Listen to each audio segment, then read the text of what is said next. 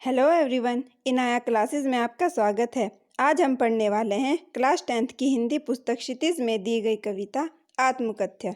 इस कविता को जयशंकर प्रसाद जी ने लिखा है। तो चलिए शुरू करते हैं।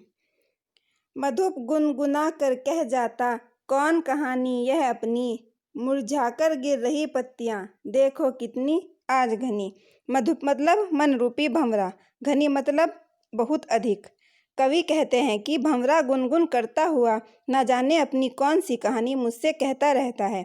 आगे कवि कहते हैं कि मैं जब भी अपने बीते जीवन को देखता हूँ तो मुझे अपने जीवन रूपी वृक्ष से यादों की बहुत सी मुरझाई हुई पत्तियां गिरती हुई प्रतीत होती हैं। इस गंभीर अनंत नीलिमा में असंख्य जीवन इतिहास, यह लोग करते ही रहते हैं अपना व्यंग्य मलिन उपहास। अनंत नीलिमा मतलब अंतहीन विस्तार, यानी कभी ना खत्म होने वाला। असंख्य मतलब अनगिनत, जिन्हें गिना ना जा सके। व्यंग्य मलिन मतलब खराब ढंग से निंदा करना। उपहास यानी मजाक। इन पंक्तियों के माध्यम से कवि कहते हैं कि मेरे गंभीर हृदय रूपी स्वच्छ और नीले आकाश का विस्तार अनंत है, जिसमें मेरे अनगिनत जानने वालों और कुछ ना जानने वालों की जीवन गाथाएं आत्मकथ्य के रूप में अंकित हैं।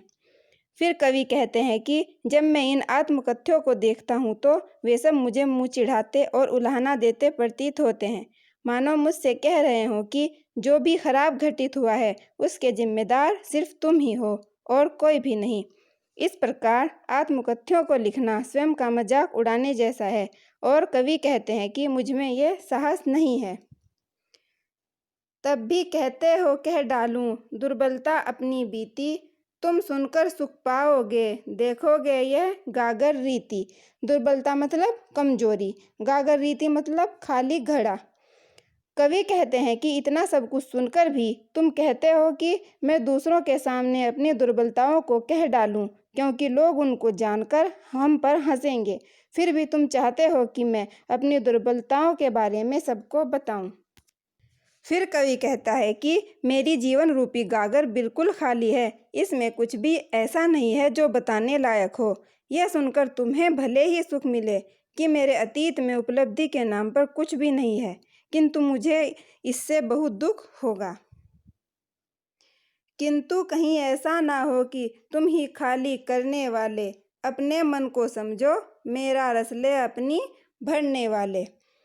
आगे कवि कहते हैं कि मेरी मन रूपी गागर जो भावों से खाली पड़ी है, कहीं ऐसा तो नहीं है कि तुमने ही उसे खाली किया हो। कवि यहाँ पर कह रहे हैं कि तुम खुद को समझो, तुमने मेरे विचार रूपी रस को लेकर अपनी गागर तो नहीं भर ली है, अर्थात तुमने मेरे विचारों से अपने विचारों की समृद्धि तो नहीं कर ली है। यह विडंबना अरी सरलते तेरी हंसी उड़ाऊं मैं, भूलें अपनी या परवंचना औरों की दिखलाऊं मैं। कवि कहते हैं कि यह कैसी विडंबना है कि मेरे पास विचार ही नहीं है जिनसे मैं अपना आत्मकथ्य लिख सकूं।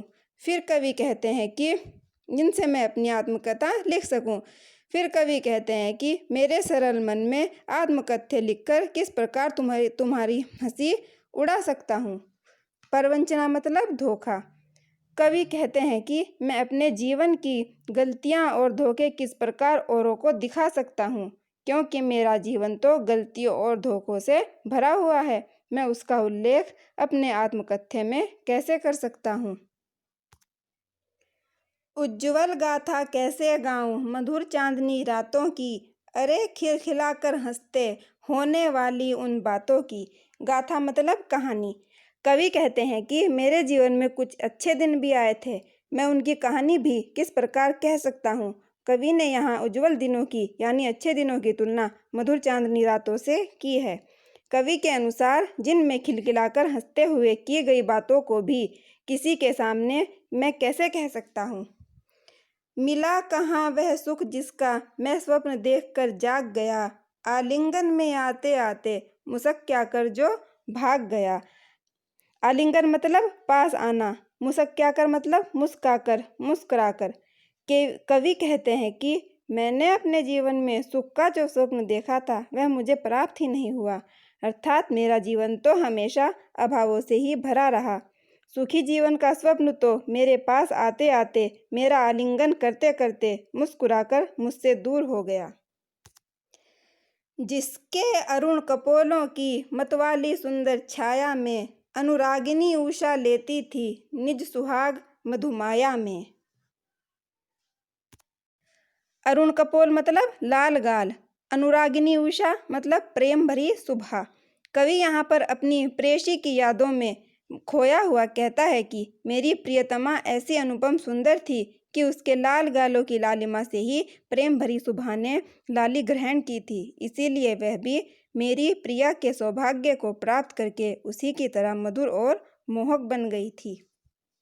उसकी स्मृति पाथे बनी है थके पथिक की पंथा की, सीवन को उधेड़ कर देखोगे क्यों मेरी कंथा की। पंथा का अर्थ है रास्ता, कंथा मतलब अंतर्मन या गुदड़ी, स्मृति यादें। कवि आगे कहते हैं कि मेरी प्रियतमा की यादें ही मेरे जीवन यात्रा का बल हैं, उन्हीं के सहारे मेरा जीवन बीत रहा है। फिर तुम मेरी आत्मकथा के बहाने मेरे जीवन रूपी गुदड़ी या फिर मेरे अंतर्मन की सीवन उधेड़कर आखिर क्या देखना चाहते हो। छोटे से जीवन की कैसे बड़ी कथाएं आज कहूँ, क्या यह अच्छा नहीं कि औरों की सुनता मैं मौन रहूं। कवि आगे कहते हैं कि मेरे छोटे से जीवन में बहुत सी बड़ी बड़ी कथाएं भरी पड़ी हैं। मैं अपना आत्मकथ्य लिखकर उन कथाओं को किसी से कहना ही नहीं चाहता। फिर कवि कहते हैं कि इससे अच्छा तो यह है कि मैं दूसरों की दुख भरी कथाएं सुनकर उनके दुख दर्द को समझूं और अपने बारे में चुप ही रहूं। सुनकर क्या तुम भला करोगे मेरी भोली आत्मकथा, अभी समय भी नहीं थकी सोई है मेरी मौन व्यथा। आखिर में कवि कहते हैं कि हे मित्रों, तुम मेरी भोली भाली साधारण सी व्यथा कथा सुनकर क्या करोगे। मेरी दृष्टि में अभी आत्मकथा लिखने का सही समय नहीं है। मेरी पीड़ा अभी मेरे हृदय में ही सोई पड़ी है, उसे जगाकर मेरी पीड़ा को तुम क्यों बढ़ाना चाहते हो। अर्थात आशय यह है कि मेरी आत्मकथा में दुख, पीड़ा और अवसाद के अलावा कुछ भी नहीं है, इसीलिए मैं आत्मकथा नहीं लिखना चाहता। तो यहाँ पर आत्मकथ्य कविता पूरी होती है। आशा है आपको समझ में आया होगा। वीडियो को लाइक करना, शेयर करना।